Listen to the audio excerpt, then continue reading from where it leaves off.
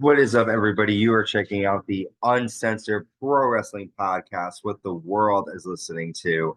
I'm your host, the Hot Commodity Ant C, and we have reached our Attitude Era Season 2 pay-per-view. We're at WWE Over the Edge 1999 in May, and this is a pay-per-view that is known for being very, very particular in terms of what's that word called? Yeah. Um, when it's not and it's like controversial Controversy. with Owen Hart passing away on the show. But I'll still be covering the show and giving you my thoughts on it. But before we cover Over the Edge, we're going to talk about the top music and movies from May 1999. And I was too young to, I mean, I remember these, but it's not like I'm really, sitting here knowing everything. But let's first cover the songs.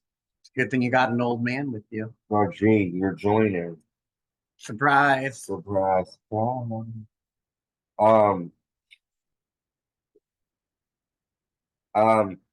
we have number 10, 808 by Black. Number 9, Believe by Sheer.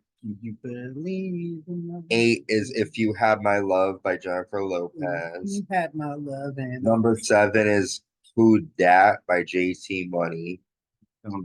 6 is Every Morning by Sugar Ray. Every morning there's 5 is Where My Girl's At by 702. where my girl's at from the front. 4 is Fortunate by Maxwell. Don't know.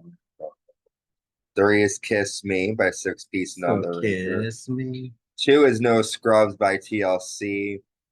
And the number 1 song in May 1999 is Livin' La Vida Loca by Ricky Martin. I think TLC should have had the number 1 on that. Livin' La Vida Loca did in May 1999. Now let's cover the top 10 movies of May 1999. Coming in number 10, Black Mask. It's a Jet Li movie. 9, Election, starring Reese Witherspoon and Matthew Broderick. 8, A Midsummer's Night's Dream, William Shakespeare. Number 7, Never Been Kissed with Drew Barrymore. That's a good one. 6 is Life. 5, Notting Hill. Overrated. 4, The Matrix. 3, Good. Entrapment. The number 2 movie of May 99 is The Mummy. And coming in at number 1, Star Wars Episode 1, The Phantom Menace. All these came out in May. Star Wars and Matrix were pretty big deals. Oh, well, there you go. Well, this is a pretty big deal here. Over the Edge 1999, live in Kansas City, Missouri. And to start tonight, we see footage from Heat when Midian attacked Vince McMahon with a steel chair. We have our first match of the night, the tag team titles on the line. The champions Kane and X-Pac defending against D'Lo Brown and Mark Henry with Ivory. Henry military press slams Kane. Kane nails a drop kick and a leg drop. Mark Henry pulls X-Pac's legs through the ring post and nails a leg drop. Kane hits a tilt-a-whirl slam, and then Kane nails a flying clothesline to the outside. X-Pac nails a Bronco Buster to D'Lo, and then Kane hits Mark Henry with a choke slam, and Kane and X-Pac retain the tag team titles here. I love X-Pac. I think X-Pac and Kane were a cool tag team. It was unexpected. And X-Pac was like, underrated. Like he was pretty cool. Like he could hang there with Kane. No problem. Good tag team there. They defend the title. Next, the Hardcore Championship is on the line. The Hardcore Champion Al Snow with Head and Pierre, which is his deer head, taking on Hardcore Holly. The men fight in the crowd and in the lobby. Holly hits Al Snow with a funnel cake stand. They fight down the steps. Holly nails a sit-out suplex. Al Snow hits a snowplow. Holly nails a DDT on the chair. Then Al Snow nails a powerbomb to Holly through a table. And Al Snow retains the Hardcore Championship here. Al Snow's the man. Next, we skip over this. It would have been the Intercontinental title. However, Owen Hart passed away. So we get a promo from Jeff Jarrett and Debra, and they're looking upset seeing their friend get hurt. And we have a mixed tag match next. Jeff Jarrett and the WWE Women's Champion Debra taking on Val Venis and Nicole Bass here. Jarrett nails a swinging neck breaker and arm bar takedown of Val. Val nails a power slam and a spine buster.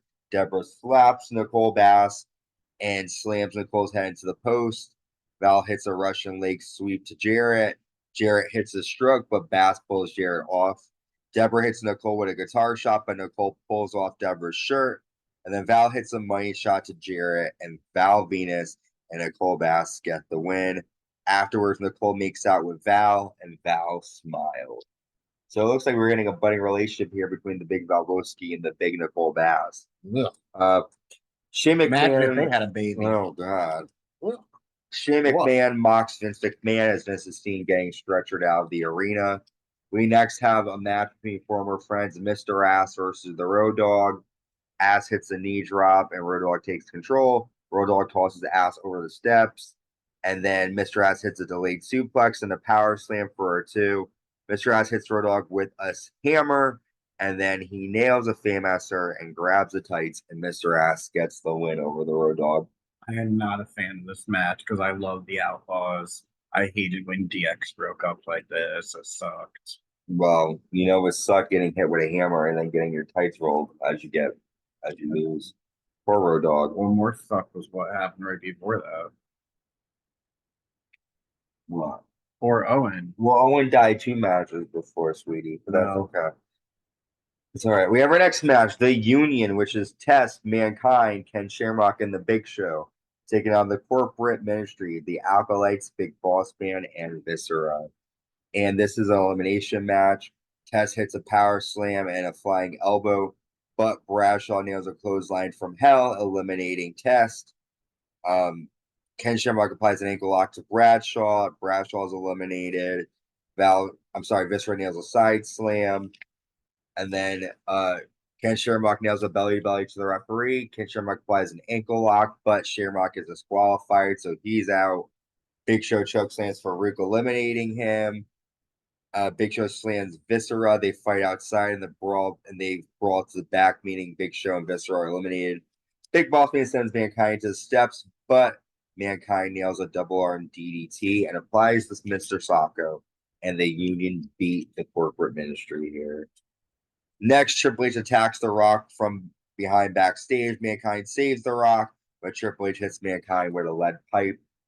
We then come back to the ring where Triple H has China with him. Triple H says The Rock doesn't have the guts to face me. I'm going to count you out now. But The Rock comes out and he fights with Triple H. He tosses Triple H outside. Rock slams Triple H's head on the table and tosses him over the announce table. Triple H slams The Rock's broken arm on the table and hits him with the cast. Triple H nails a high knee and gets a 2 count. China slams The Rock's arm on a table. The referee takes a chair from Triple H, but then Triple H goes ahead and punches the referee, allowing The Rock to get a DQ victory. After The Rock attacks Triple H, but Triple H hits him with a chair. The Rock punches the referee. Triple H is bleeding. Rock sends Triple H into the steps and hits him with a small fan. China comes in with a chair. Triple H pushes The Rock into China. Rock bottom, but then China grabs The Rock's foot. Triple H hits The Rock's arm with a chair. Mankind runs out with a pipe and clears the ring. So Rock got the DQ victory, but China and Triple H were too much of a match for The Rock to take on alone. So Mankind comes out to help him. China alone is too much to take on. Sure is. Definitely, I agree. First woman in the Royal Rumble, first woman Intercontinental Champion. Mm-hmm. China had it going on. Well, our main event here, the WWE Championship on the line with special guest referee Shane McMahon, and although Vince is taken out earlier, Pat Patterson comes out to take his place. We have WWE Champion Stone Cold Steve Austin defending against The Undertaker. Austin nails a flying clothesline, and he stomps on Taker. Taker attacks Austin outside. Austin tosses Taker in his steps and slams his leg through them. Austin attacks Undertaker, and he punches Paul Bearer outside of the ring. They fight toward the ramp. Austin slams Taker into a table. Taker hits a spine buster. Austin sends Undertaker's head into a glass window on the set, and then he sends Taker onto a stretcher. Austin hits a low blow, a flying double fist drop, but Shane only counts to 2. Austin tosses Undertaker into Shane and nails Taker with a chair. However, Undertaker hits Gerald Briscoe and Pat Patterson. Vince comes out limping, nails a double clothesline. Both men sit up at the same time. Austin hits a stunner. Vince counts, but then Shane pulls Vince out of the ring. Vince pushes Shane. Shane pushes Vince into Austin, Vince pushes Shane pushes Vince into Undertaker. Undertaker rolls up Stone Cold Steve Austin. Shane gets a fast count, and we have a new WWE champion, The Undertaker, here. After Austin attacks Undertaker, but the corporate ministry run out, but Austin stuns each member. So, Over the Edge, decent pay-per-view. I think this is where Vince's big problem was. He shouldn't have come back to the show that night. He should have been at the hospital or wherever. Yeah, I agree. I think that's where he went. Well, I mean, I've heard stories about him leaving because the Undertaker got brought out in an ambulance. So if someone dies, he should have been there, I agree. And, because of this, a lot of people don't cover this pay-per-view and talk about it. I do feel like the momentum energy in the building went downhill after Owen died because you can tell the wrestlers weren't out of it, kind of. But next, we'll be covering Raw's War, which is a tribute episode of Owen. And our next pay-per-view is June King of the Ring, 1998. With that, until next time, stay safe and stay uncensored.